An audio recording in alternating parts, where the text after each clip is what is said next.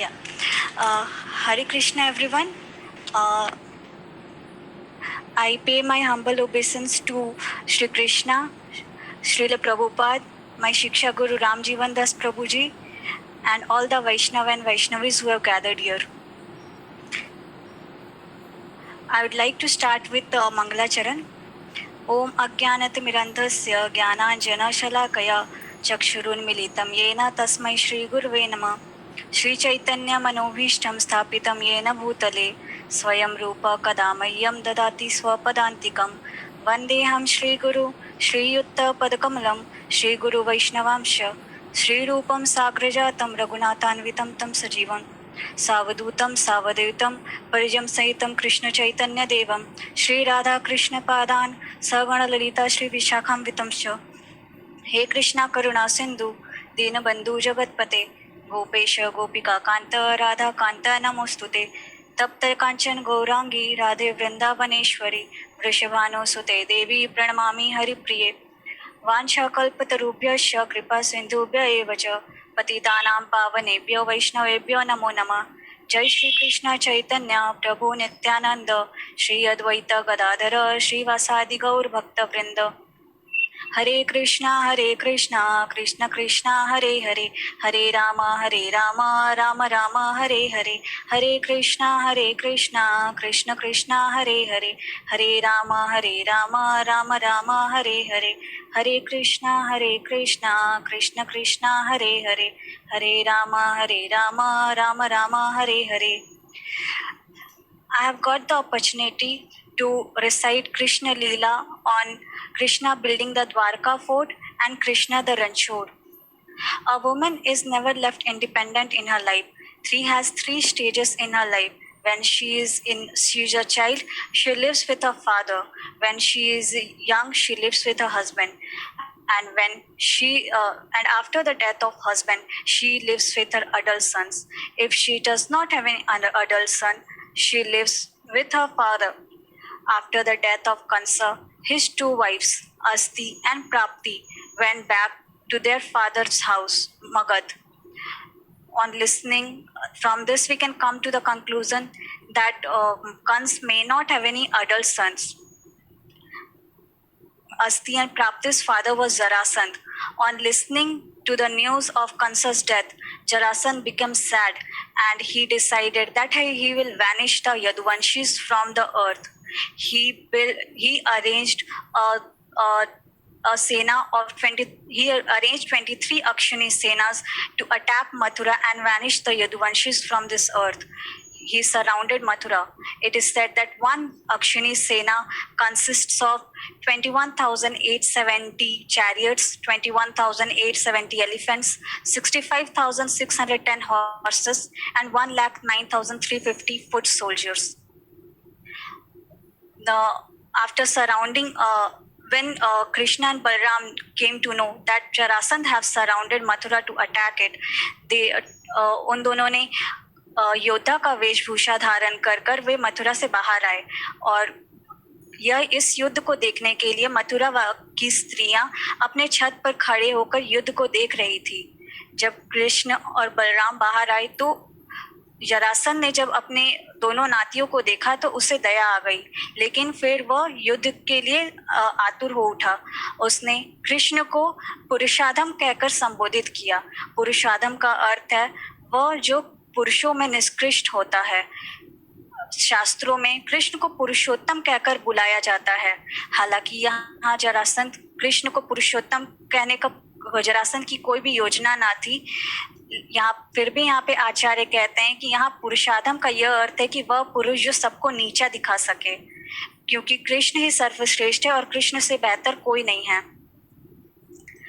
यहाँ कृष्ण जरासंध को यह कहकर रोकते हैं कि that you are inconfident on your sena, that is why you are speaking more than actioning, and there is no use of listening to a person who is going to die or either very sad.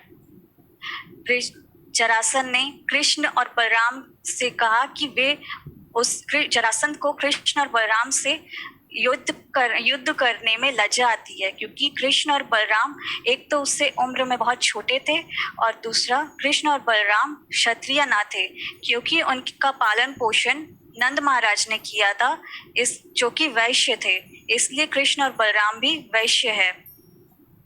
Krishna ने जब युद्ध शुरू हुआ तो कृष्ण ने अपना सारंग नामक धनुष उठाकर जरासंध की सेना को मारना शुरू किया। इससे पहले वृंदावन में कृष्ण ने कभी भी शस्त्र अस्त्र को हाथ नहीं लगाया था। जब जरासंध की सेना मारी गई तो बलराम ने उन्हें एक साधारण डोरी से बांध दिया। इस पर कृष्ण ने बलराम को जरासंध को बंदी बनाने से रोका और कहा कि उसे जाने दे, क्योंकि कृष्ण के पास आने वाले समय के लिए योजना थी। क्योंकि उस कृष्ण को पता था कि जरासंध आने वाले समय में और भी असुर योद्धा एकत्रित कर मथुरा पर आक्रमण करेगा और कृष्ण के लिए आसान हो जाएगा उनको मारना। क्योंकि कृष्ण धरती पर आए ही इसके लिए थे, साधुओं की रक्षा करने के लिए और असुरों का विनाश करने के लिए। उन्होंने भगवत गीता में भी कहा है, परित्राणाय साधूनां विनाशाय च दुष्कृतां धर्म संस्थापनार्थाय संभवामि युगे युगे। तो इस पर बलराम ने जरासंध को छोड़ दिया और जरासंध लज्जित होकर अपने राज्य को चला गया। उसने निर्णय लिया कि वह अब अपनी राजगद्दी नहीं संभालेगा और संन्यास ग्रहण करेगा। लेकिन जरासंध के कुछ असुर मित्रों ने उसे सलाह दिया कि ये सिर्फ एक कर्म का फल था कि जिससे कृष्ण और बलराम जीत गए, तो उसे प्रोत्साहित किया कि वह आगे भी मथुरा पर चढ़ाई करे। इस तरह जरासंध ने 17 टाइम्स मथुरा पर चढ़ाई की और 17 के 17 बार वो कृष्ण और बलराम से हार गए। जब जरासंध 18th टाइम तैयारी कर रहा था कि 18th टाइम मथुरा पर आक्रमण करने का तैयारी कर रहा था, उस समय काल्यवन नामक एक यवन राजा ने भी मथुरा पर चढ़ाई करने का निर्णय लिया। काल्यवन गार्ग नामक व्यक्ति का पुत्र था। एक समय जब गार्ग के साले ने उस पर व्यंग किया था तो यदुवंशी उस पर हंसे थे। इस पर गार्ग ने शिव से आराधना करके एक ऐसे पुत्र की कामना की थी जिससे यदुवंशी डरे और इस तरह उसे काल्यवन प्राप्त हुआ था। काल्यवन ने नारद मुनि से पूछा कि उसके लिए कोई उपयुक्त प्रतिद्वंदी हो, तो नारद मुनि ने यदुवंशियों का नाम सलाह किया था उसे। इसलिए काल्यवन उससे आकर्षित होकर मथुरा पर चढ़ाई करने के लिए उद्यत हुआ। इस समय कृष्ण ने 2 सैनिक बिंदु तैयार किए थे, एक जरासंध के लिए और एक काल्यवन के लिए, क्योंकि उसे पता था कि अगर कृष्ण की सेना काल्यवन से लड़ने में व्यस्त होगी तो जरासंध इसका फायदा उठाकर उसके सगे संबंधियों को बंदी बना लेगा। कृष्ण ने इस समय ऐसे दुर्ग बनाने का भी निर्णय लिया जिसमें कोई भी पुरुष प्रवेश नहीं कर सकता था। उन्होंने रातों रात एक ऐसी भव्य नगरी का निर्माण किया समुद्र में, जहां उसके सगे संबंधी सुरक्षित रह सके। इस नए नगरी का निर्माण और योजना देवताओं के अभियंता विश्वकर्मा ने किया था। यह नगरी बहुत भव्य थी। यहाँ कृष्ण ने अपनी प्रजा के लिए भी घरों के बजाय महलों का निर्माण किया था। यहाँ के उद्यानों में कल्प वृक्ष थे। जब देवताओं ने देखा कि कृष्ण अपनी इच्छा अनुसार एक नगरी का निर्माण कर रहे हैं, तो उन्होंने भी कृष्ण को कुछ भेंट देना चाहा। इंद्र ने सुधर्मा नामक सभा भवन दिया और पारिजात फूल दिए। वरुण ने मन की गति से चलने वाले सफेद घोड़े दिए जिनके कान काले थे। और इसी तरह 33 करोड़ देवी देवताओं ने भी कृष्ण को कुछ न कुछ भेंट दिया।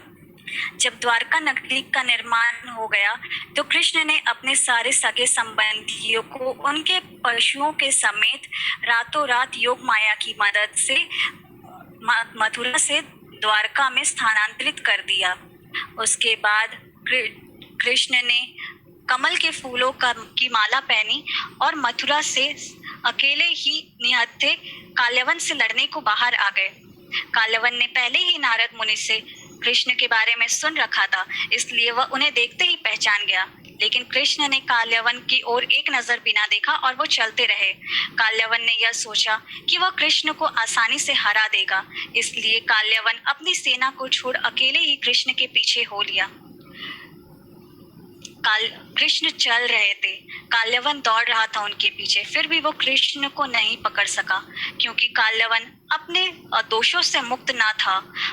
योगी भी अपनी ध्यान से कृष्ण को नहीं पकड़ सकते। कृष्ण को तभी पकड़ा जा सकता है जब हमारा प्रयास हो, हम अपनी भक्ति करें और उसमें कृष्ण की दया हो। कृष्ण की मर्जी के बिना उन्हें पकड़ना असंभव है। यहाँ पर मैं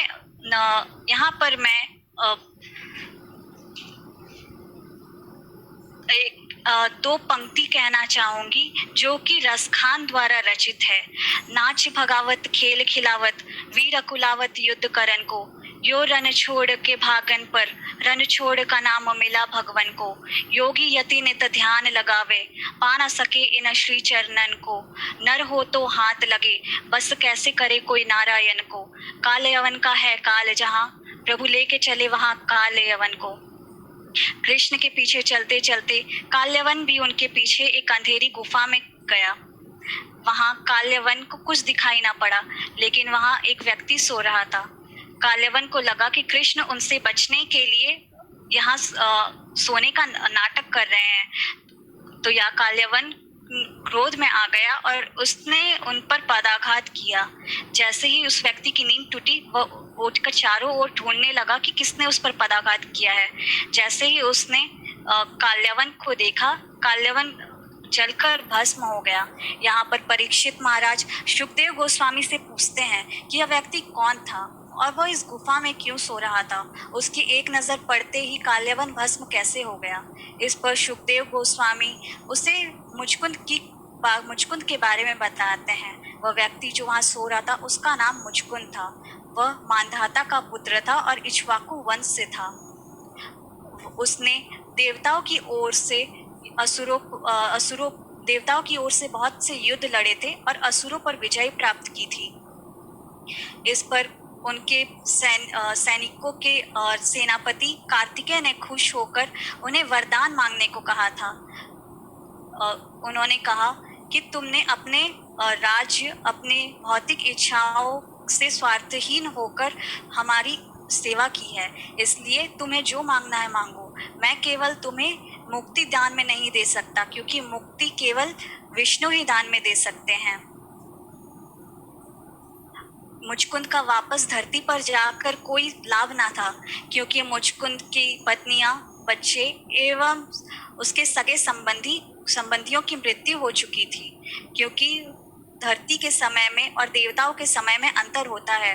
मुचकुंद बहुत समय से सोया ना था, इसलिए उसे नींद के अलावा कुछ न सूझा। मुचकुंद ने उसे अबाध्य नींद का वरदान मांगा। इस पर कार्तिकेय ने उसे अबाध्य नींद वरदान में दिया और कहा कि अगर कोई तुम्हारी नींद में बाधा डालेगा तो तुम्हारी एक नज़र पड़ते ही वो जलकर भस्म हो जाएगा। जैसे ही काल्यवन भस्म हुआ, कृष्ण ने उन्हें चतुर्भुज रूप में दर्शन दिया। मुचकुंद कृष्ण की कांति से अंधेरी गुफा का अंधकार मिट गया। इस पर मुचकुंद यह समझ गया कि कृष्ण कोई साधारण व्यक्ति ना होकर कोई दिव्य पुरुष है और वह उनका परिचय जानने के लिए आतुर हो उठा। लेकिन उसने सबसे पहले मर्यादा में रहकर अपना परिचय दिया और फिर कृष्ण से उनका परिचय पूछा। कृष्ण ने बताया कि मेरा आविर्भाव, कार्यकलाप और तीरों भाव सभी दिव्य है। अनंत देव या शेषनाग अनंत काल से अपने अनंत मुखों से मेरे नाम, यश, गुण, आविर्भाव, तिरोभाव और अवतारों की व्याख्या करने का प्रयास कर रहे हैं, लेकिन वह ऐसा करने में असमर्थ है। ब्रह्मा की विनती पर मैंने धरती पर अवतार लिया है। यदुवंश में मेरे पिता का नाम वसुदेव है। इसलिए मुझे सब वासुदेव के नाम से भी जानते हैं। उसके बाद कृष्ण ने मुचकुंद से एक वरदान मांगने को कहा, क्योंकि पूर्व जन्म में मुचकुंद कृष्ण का भक्त था। मुचकुंद ने सारी भौतिक इच्छाओं को अलग रखते हुए उन्होंने केवल कृष्ण की शरण मांगी। कृष्ण बहुत खुश हुए कि मुचकुंद इन भौतिक वरदानों से अपने पद से डिगे नहीं। He blessed Muchkund with unfailing devotion and said that your mind will always be fixed on me. Since you followed Kshatriya principles, so execute penance while surrendering unto me. You will be born as an excellent Brahmana in your next birth. Muchkund ने कृष्ण की परिक्रमा की और फिर गंधमादन पर्वत, जो अभी का बद्रीनाथ है, वहां रहने को चले गए। कृष्ण मथुरा लौट आए। इसके बाद जरासन ने जब अपनी 30 अक्षौहिणी सेना के साथ मथुरा पर आक्रमण किया, तो कृष्ण और बलराम ने निर्णय लिया कि वे इस बार युद्ध लड़े बिना ही रणभूमि का त्याग कर देंगे, ताकि और सैनिकों की हत्या ना हो। क्योंकि कृष्ण और बलराम ने पहले भी 17 बार जरासंध को हराया था, तो उनके लिए ये कोई मुश्किल बात ना थी कि वे इस बार भी उसको हरा दे। लेकिन जरासंध को लगा कि कृष्ण और बलराम ने रणभूमि उससे डर कर छोड़ी है, इसलिए जरासंध उन्हें ढूंढने के लिए उनके पीछे पीछे चल पड़ा। कृष्ण और बलराम जाकर प्रवर्षक नामक पर्वत पर जा छुपे। उसका नाम प्रवर्षक इसलिए पड़ा था क्योंकि वहां लगातार बारिश होती रहती थी। जब जब जरासंध कृष्ण और बलराम को नहीं ढूंढ सका, तो उसने प्रवर्षक की चोटी पर आग लगा दी। जब आग फैली, तो कृष्ण और बलराम प्रवर्षक पर्वत से 88 मील नीचे धरती पर कूद पड़े, जिस जगह का नाम डाकोर है। जरासंध को लगा कि कृष्ण और बलराम मारे गए। कृष्ण और बलराम वहां से फिर द्वारका या द्वारावती जिसे कहते हैं, वहां चले गए। कृष्ण के रणछोड़ की इतनी कहानी थी। मैं कृष्ण के लिए एक श्लोक बोलकर अपनी वाणी को विराम दूंगी। नमो ब्रह्मण्य देवाय गो ब्राह्मण्य हिताय च जगत हिताय कृष्णाय गोविंदाय नमो नमः। हरे कृष्ण।